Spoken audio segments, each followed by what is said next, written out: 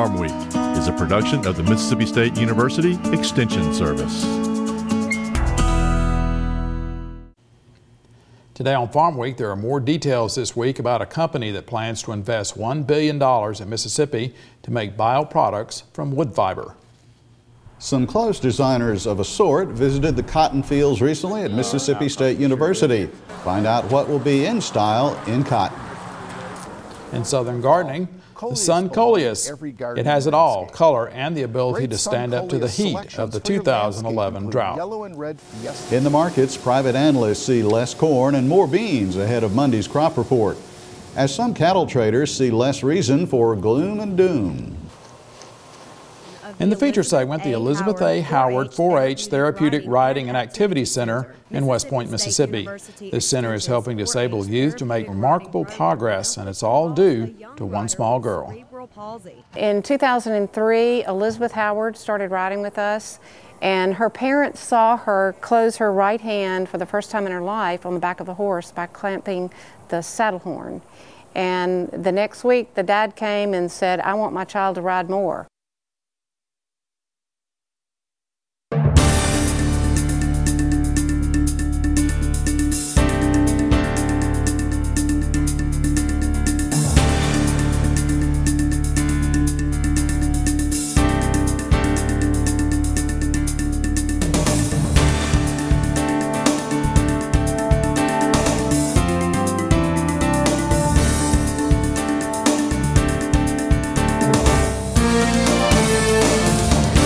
Good day, everyone. I'm Leighton Spann. And I'm Artist Ford. Welcome to Farm Week.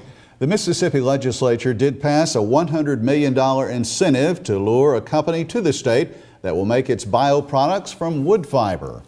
Leighton, the company is HCL Clean Tech, with offices presently in North Carolina and the nation of Israel. It says that it plans to invest $1 billion in Mississippi. A few more details of the company's plans were released this week. First is HCL's Clean Tech's products. It will use fiber from softwood trees like pines to make what are called fermentable sugars. These can be used to make products like biofuel, detergents, and lubricants. Eventually, the company could employ 800 people.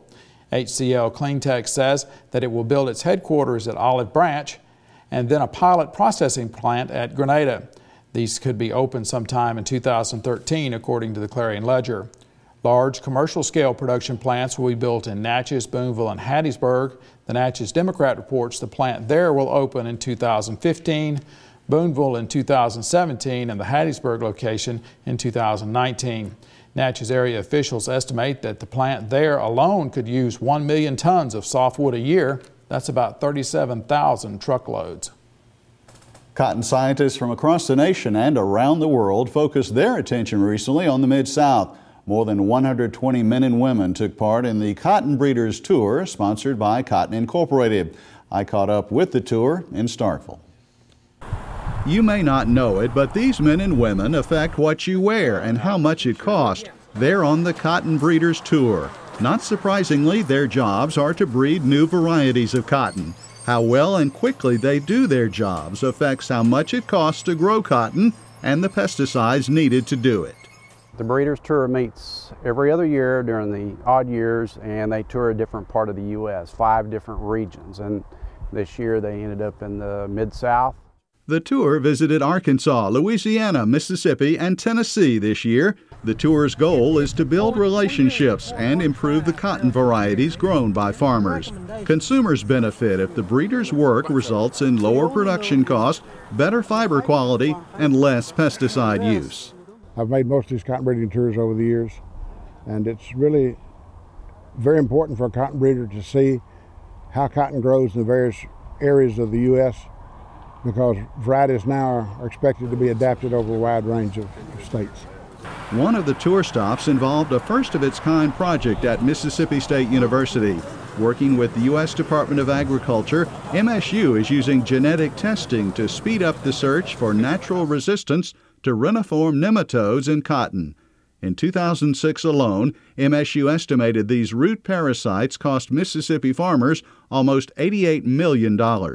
Using what's called marker-assisted selection, Wallace and his colleagues use leaf samples to detect if a cotton variety has the genes for natural resistance to nematodes. This might then be incorporated eventually into a commercial variety. In the past, this was a labor-intensive, time-consuming process. So we can identify the resistance without having to evaluate how the plant responds to nematodes. It's a really neat approach to developing resistance in plants. From Starkville, Mississippi, I'm Leighton Spann reporting. Do you think coleus is a boring plant meant for the shade garden? In this week's Southern Gardening segment, Extension horticulturist Dr. Gary Bachman shows us some of the beautiful new coleus that we can grow in the full sun.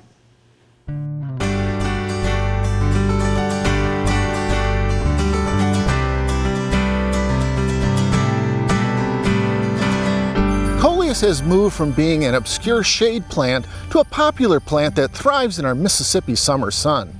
Trial sites like the South Mississippi Branch Station in Poplarville let gardeners see the latest creations. Through the efforts of plant breeders, coleus colors have become rich with highly variegated selections. With a growing season from spring to frost in the fall, coleus belong in every garden and landscape. Great sun coleus selections for your landscape include yellow and red Fiesta Cherry, dark purple and lime green Solarset, finely lobed burgundy and gold kiwi fruit, and the lime and chartreuse Mississippi Medallion winner Electric Lime.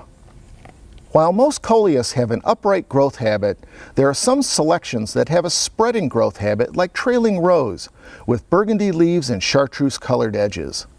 This would make a fine and colorful ground cover. When several selections are planted together, like in these trial beds, the landscape can take on a carnival-like atmosphere. To keep coleus producing the boldly colored foliage, be sure to pinch off flower heads. Many of the new selections, like Coleus Cranberry Salad, are very slow to produce flowers, if at all. Coleus has undergone a remarkable breeding transformation. They're foolproof landscape plants and provide vibrant color all season long. Try some in your landscape. I'm Gary Bachman for Southern Gardening. Gary says with the many colors available, you should be able to find a sun coleus to your liking. Leighton, in the feature segment, the Howard 4-H Therapeutic Riding Center at West Point, Mississippi.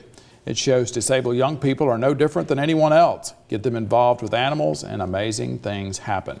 But before we get to the markets today, Leighton, I want to remind folks out there watching that the joint conference of the Mississippi Fruit and Vegetable Growers Association, the Mississippi Agritourism Association, and the Gulf South Blueberry Growers Association, they're all going to meet together in Vicksburg, November 14th through the 16th. Now, the early bird registration deadline is this Thursday, September 15th. Now, you'll save more than 30% if you go early, if you get your registration early. We will have links on the Farm Week website calendar to help you. Now, the second annual Mississippi Gourd Festival is September 16th and 17th at the Smith County Ag Complex in Raleigh. There will be all sorts of demonstrations on gourd growing, exhibitors, decorating and building birdhouses, all sorts of stuff. We'll have that information on Farm Week calendar as well. There's a lot happening out there. A lot happening, yeah. Time for the markets now with Leighton. You say new crop reports around the corner and people are wondering. That's right, Artis. This coming Monday, those numbers will be out on the 12th, and we've got some of the early guesses on what they will say. Also ahead in the markets, rice trades on the idea of a much smaller crop. One analyst says the calf market can come back higher, while lumber production is up in the South. Private analysts Informa and Allendale have released their crop surveys ahead of the Monday, the September 12th monthly government numbers. Informa says it sees U.S. corn at 12.7 billion bushels with an average yield of 151 bushels per acre. Allendale's numbers show a slightly lower outlook for corn. Meanwhile, on the soybean side, Informa pegs U.S. soybeans at just over 3 billion bushels with a yield of 41.5 bushels per acre. Allendale also figures on a 3 billion plus bushel harvest of beans in the U.S. with a yield of over 40 bushels per acre. The latest national crop progress numbers are said to be supportive of the corn market. Some analysts have wondered aloud if we could see $10 corn. Analyst John Roach was asked his opinion of this possibility recently on the Market to Market program. Well, we don't know. We simply don't know how far people are willing to pay up in order to maintain the business operation that they have that's consuming the corn. And that's really going to be the key. If we go back and look at 2008, when we thought we had the perfect storm of tight old crop supplies, problem with the new crop, very high priced energy, etc., that $8 area was really tough. This summer, we moved up against $8, and when we thought we were tighter than what we turned out to be, again, very tough area, and now we're back up and have pushed up against the $8 area against. Prospects of a much smaller long grain crop is a main feature of the rice market these days. Extension Ag economist John Michael Riley answered some questions from me about this trade on Thursday morning. John Michael, how much smaller a long grain crop does it look like we'll have this year? Right now, current projections are down 32%. That's kind of across all classes. That's a common theme, largely due just to overall reduction in acreage, not only in Mississippi but across the nation. Mississippi acres projected to be down about 40%. A slight offset in regard to yield. Yield for the most part up about 5 to 6% across the nation and in Mississippi as well. So slightly offset there, but just a general reduction in the total reduction in overall rice production for this year.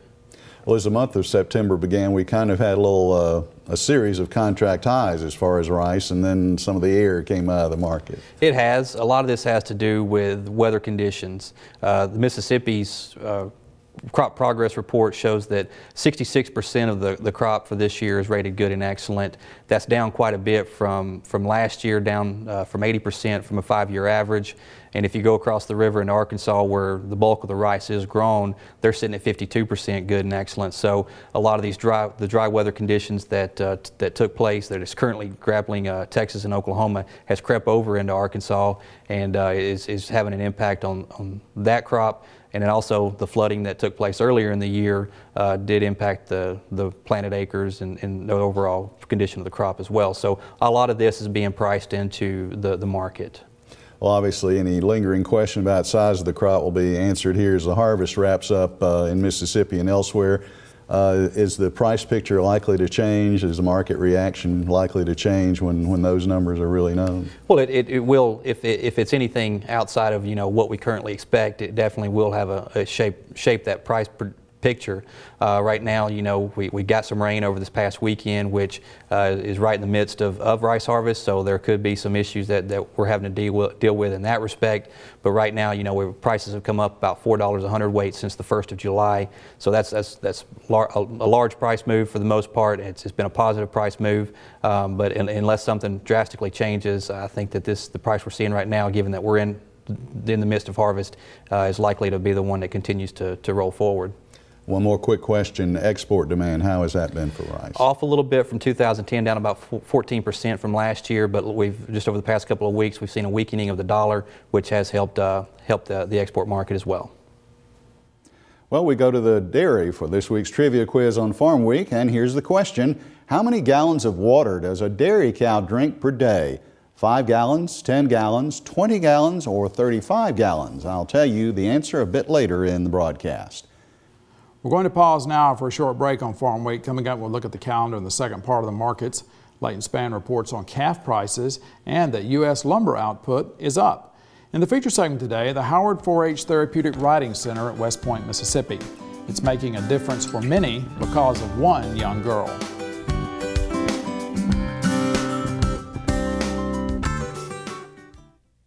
Committed? Without a doubt, because true beauty takes time. It's a process, but when you're committed, you do the work. And in the end, when you've put in the time, the real masterpiece is revealed. So yes, I'm committed to my marriage. Till death do us part. Commit to your marriage. Well, before we get back to the markets, let's look at the Farm Week calendar.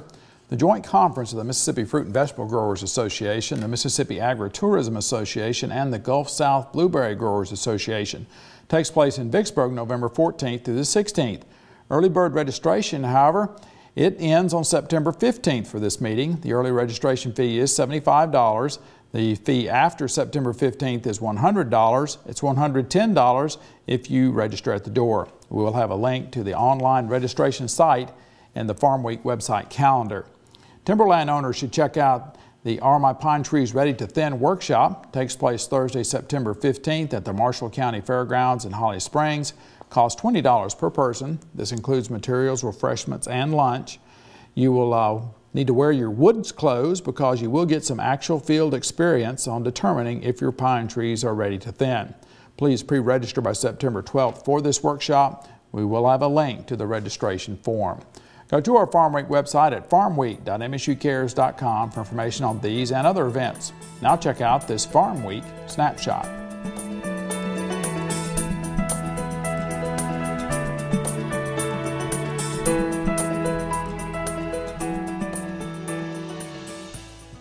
Cow liquidation has been an ongoing feature of the livestock sector. Its potential impact on the calf market has been a concern to some. Analyst John Roach says we've had a lot of cow movement in ranch country, but he notes it's still a relatively small national herd. Roach was asked on the Market to Market program whether the calf sector will stay strong if things do perk up for beef. Well, the runs were lighter this week. The attitude is maybe we've moved through the numbers that are moved off of pasture because of the dry conditions. Maybe we'll get a little bit of improvement here in weather, so maybe we're stabilizing there. But we're still well above last year's price levels, and so we shouldn't look at this market and talk too much gloom and doom because the numbers, as you say, are tight, and with a little bit of consumer confidence, a little bit of moisture in the pastures, and we can bring this market back higher. Briefly switching from livestock to forestry now. Lumber production in the nation and region is higher now. Woodwire reports this week U.S. production through the month of June was over 8% higher, in fact, compared to the first 6 months of 2010. Lumber production in the South rose 11.1% for the first half of this calendar year compared to the same time period a year ago. And here is the answer to that recently posed trivia quiz question. A dairy cow needs a lot of water to make milk, in the neighborhood of 35 gallons a day. D is the answer this week. It's said that an avalanche starts with just a few small stones. In West Point, Mississippi, a young girl has proved to be the start of something big. The Elizabeth A. Howard 4-H Therapeutic Riding and Activity Center was built last year because of its namesake. The center is making an impact on the lives of the area's young people regardless of their abilities. Farm Week's Amy Taylor first brought us this story last fall. After the story, we'll have information if you'd like to volunteer or know of some young person who could benefit from the program. New opportunities for recreation, educational programs, and training courses are available following the creation of the Elizabeth A. Howard 4-H Therapeutic Riding and Activity Center. Mississippi State University Extension's 4-H Therapeutic Riding program helps young people and adults with disabilities and is one of many programs to use the facility. Mary Riley, Extension 4-H Therapeutic Riding Coordinator, explains the development of the arena, which involves a young rider with cerebral palsy. In 2003, Elizabeth Howard started riding with us, and her parents saw her close her right hand for the first time in her life on the back of a horse by clamping the saddle horn. And the next week, the dad came and said, I want my child to ride more. So Elizabeth's parents donated funding to help build the arena, located on about 60 acres in West Point. The land had already been donated to Mississippi 4-H Foundation by Bryan Farms and Jimmy Bryan in 2000. Riley explains how the riding program helps those with physical, mental, emotional, or behavioral disabilities. We have two different programs going on. One is hippotherapy, which is using the horse with a health professional, occupational therapist, speech therapist, or physical therapist, and the instructor. And the therapist is doing exactly what they would be doing in the clinic, but they're using the horse as a piece of equipment. The horse walks identically to the human. The pelvis is offset of 90 degrees. Therefore, it's feeding the brain of a person that has a mobility impairment as if they are in a normal walking gait. And that, from the medical standpoint, is what is so critical and so exciting about therapeutic riding, that therapists, doctors have not been able to simulate with that with a piece of equipment. The other program is therapeutic riding, which does not directly involve the therapist a patient is already seeing, but does expand on the patient's current exercises. What we do is find out what professionals they are working with. If it's a special education teacher, find out, are they working on math, reading, and then we translate what they're working on out here into the arena. Instructors can accomplish that by incorporating items like chalkboards, rubber rings, and other objects into the lesson. Instructor Hannah Miller says the activities provide good stimulation for the riders. It just gives life to the lesson, gets something different every day. They can do polls or scavenger hunts or playing with the rings on the poles, and it's just something to keep them. We also do glitter and face paint on the horses, just to get them engaged and keep them interested each week. Miller says it's also the bond between horse and rider that makes the program effective.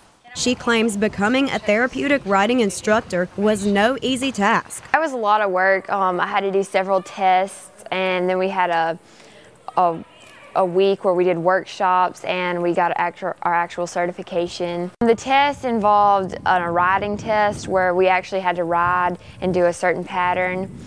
And then we also had to teach an actual lesson, and they looked at our teaching styles.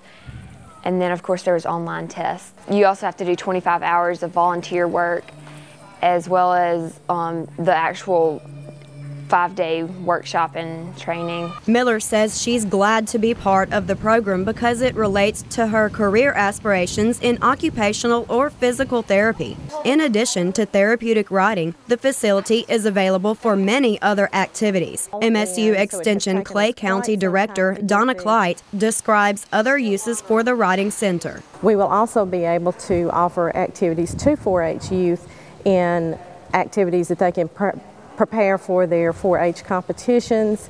We will be able to use the facility, other parts of this property, for an ASI certified training center for ATV safety. We also have acreage that will allow 4-H shooting sports practice in archery and things of that nature. Of course, we won't be coming out here with shotguns and rifles with horses and things, but we will be able to offer activities such as archery practice and preparing for competitions in 4-H. We're very excited that we're actually getting to begin to use the facility. We will have some environmental education facilities set up so that we can take school youth and other groups out on walking trails, help them identify plants and animals and all different types of things on the walking and riding trails. In addition, Clyte says the arena will be able to host the annual Safety Day programs that reach about 500 to 600